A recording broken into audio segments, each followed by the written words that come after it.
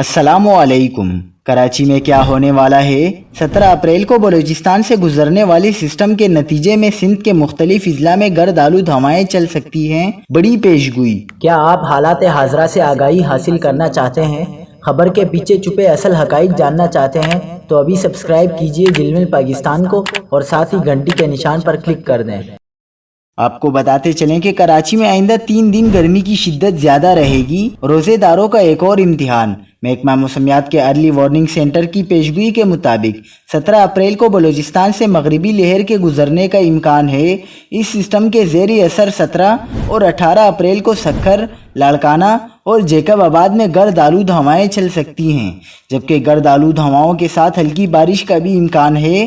Early warning centre کے مطابق اگلے 3 روز کے دوران کراچی کا موسم گرم اور مرطوب رہنے کا امکان ہے۔ آج گرمی کا پارہ 36 سے 38 ڈگری جبکہ اتوار کو درجہ حرارت 35 سے 37 ڈگری کے درمیان ریکارڈ ہو سکتا ہے۔